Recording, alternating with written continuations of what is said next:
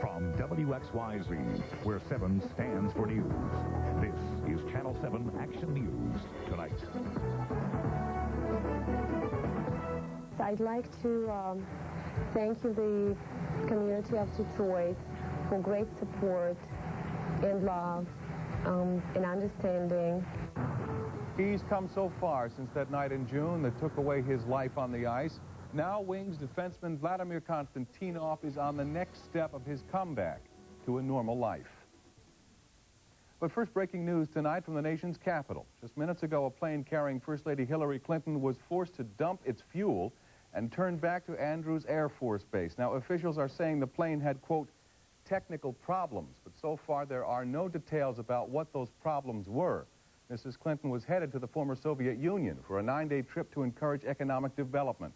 Now, she was flying on a Boeing 707 that had been used as Air Force One during the Nixon administration. No injuries have been reported. We'll have the very latest details as they develop.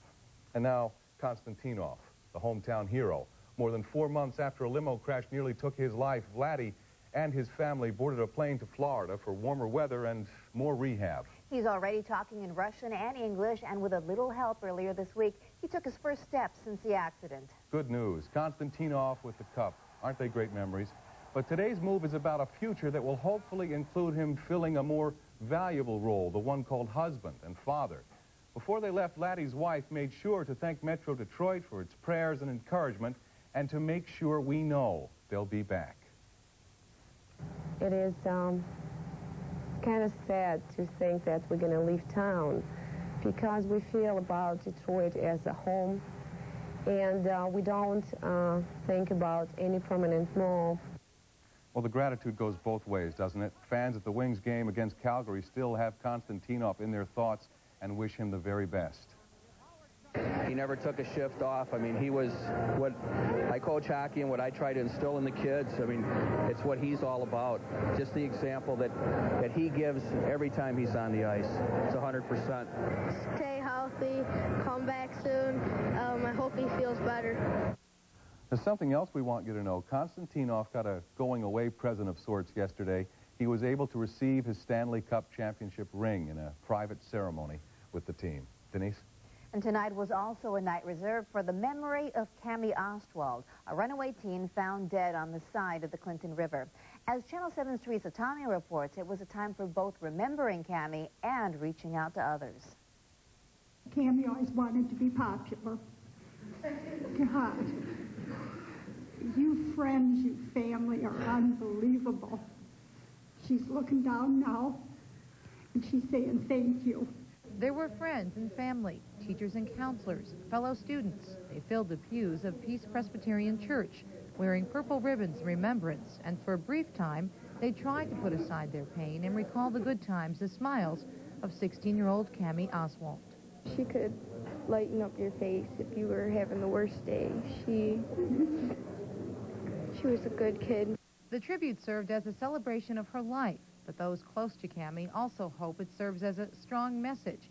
Cammi, after all, was a runaway. Police say she ended up in the wrong place at the wrong time with another troubled teen who's now accused in her death.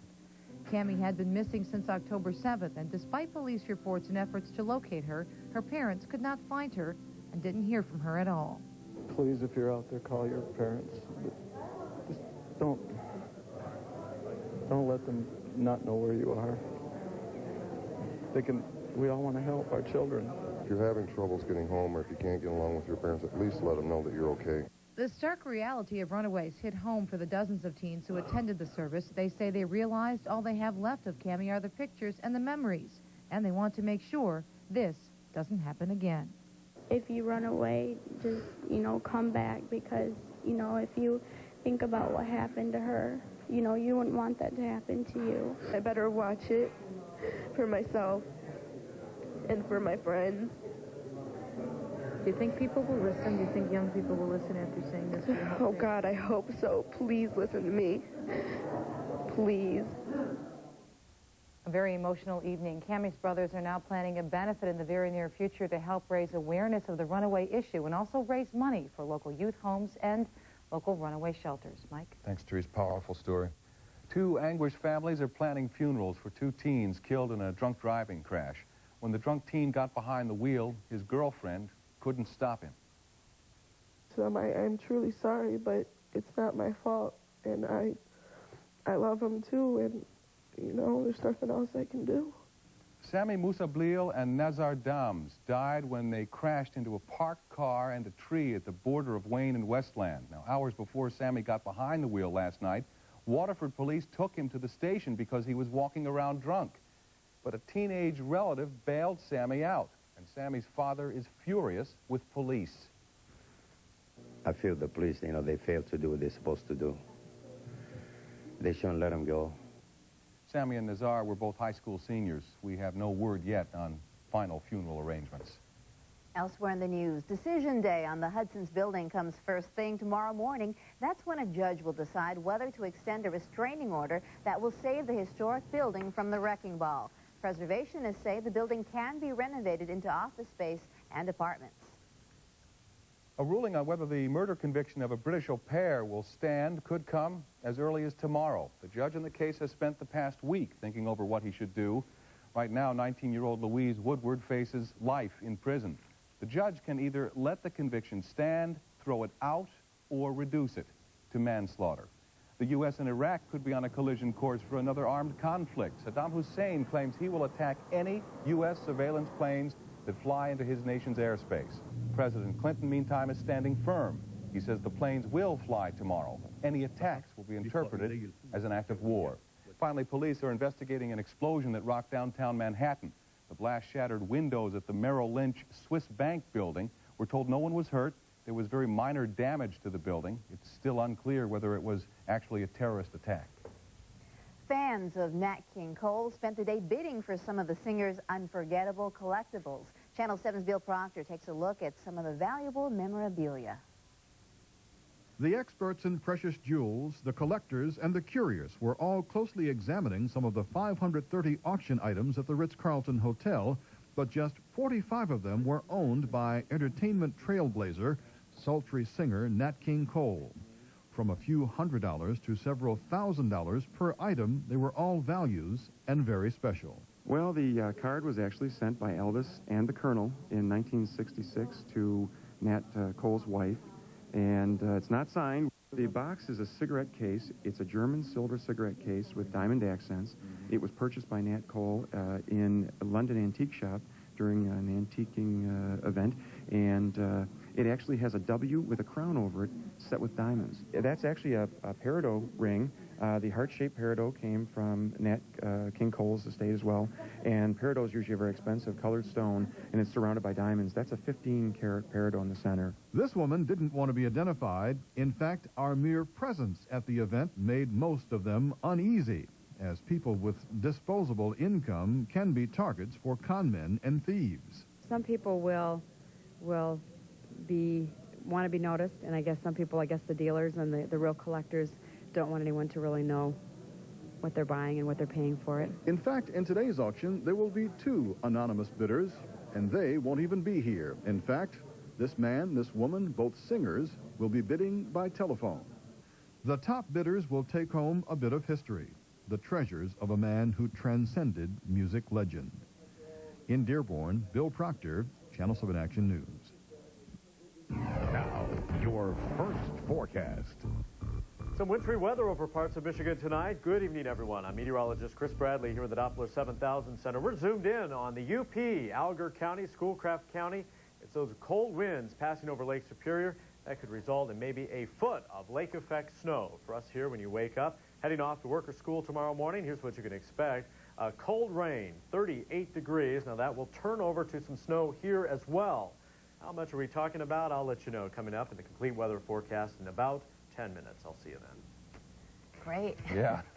Florida police are trying to find a woman tonight who gave birth at Walt Disney World and then abandoned her newborn. You'll hear what happened to the baby. Plus, you've just watched the movie of the life and death struggle on Mount Everest, but tonight on Special Assignment, you'll hear the real-life survival story of a local man on that same mission to climb to the top of the world. And think about it. Which foods are the absolute worst for you? We'll give you the top 7 foods you shouldn't eat when Action News Tonight continues in just a moment. You're paying for a hot lunch. Your kids may be getting a moldy one.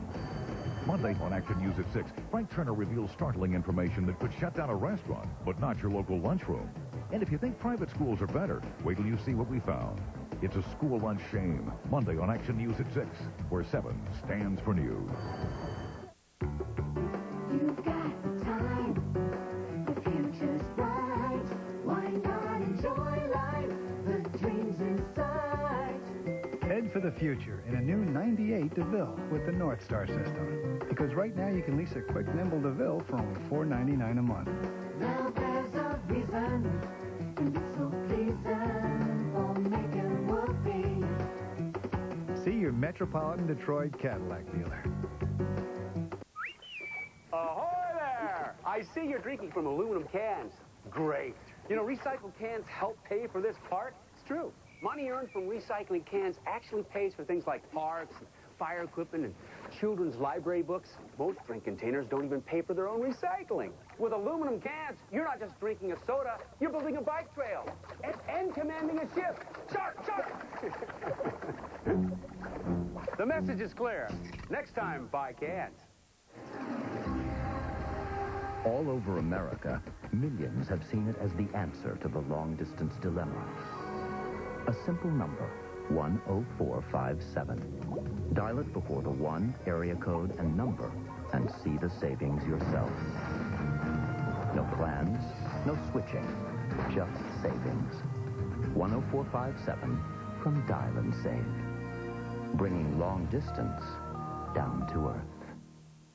Last week on Channel 7 Action News, a Target 7 investigation you saw only on 7. Target 7 discovered the Jackson branch of the House of Yahweh. It's a potentially deadly cult. That was last week. Monday at 5, mood lifters that you can buy over the counter. Channel 7 Action News, where 7 stands for news. If you saw tonight's ABC movie Into Thin Air, you know the drama and death that occurred on Mount Everest. But what you probably have not heard is a story of a local man who was on that doomed expedition and narrowly survived. Lou Kosishki says the only reason he did not die is because of something he told his wife. Channel 7's Guy Gordon has Lou's story of pride and promises. She would just always say to me, now, I'm supporting you, but remember your promise. Climb smart, come back. Those were the words, climb smart and come back. A promise not to die in the pursuit of a dream stopped Lou Kosishki in his tracks just 300 feet from the summit of Mount Everest. I could reach the summit. I knew I could reach the summit. But I wasn't sure at that moment that I could get back alive. Half of Lou's team were already climbing ahead, and above the howling wind, Lou heard the voice of unbridled ambition. Do it, get it done, get it over with, get on with it, finish it. You're only 2 hours from the summit. But then, with bad weather coming in and light fading fast, Lou heard the echo of his promise. Are you really going to take this risk? Remember your promise to Sandy. Back in Bloomfield Hills, Sandy was waiting for word on Lou's expedition. Lou made it to 28,634 feet. Turning back 100 meters from the summit must have been a very difficult decision for Lou, as well as a disappointment. It was a close call, I admit.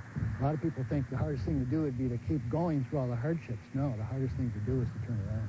Turning around, Lou struggled back to camp and collapsed in his tent. But things only got worse. He'd suffered sunburn of the corneas. He was snowblind. He could not see. I was yelling for help, but I soon figured out nobody could hear to me. I just kept wondering, where is everybody? Am I alone here? Am I going to die here?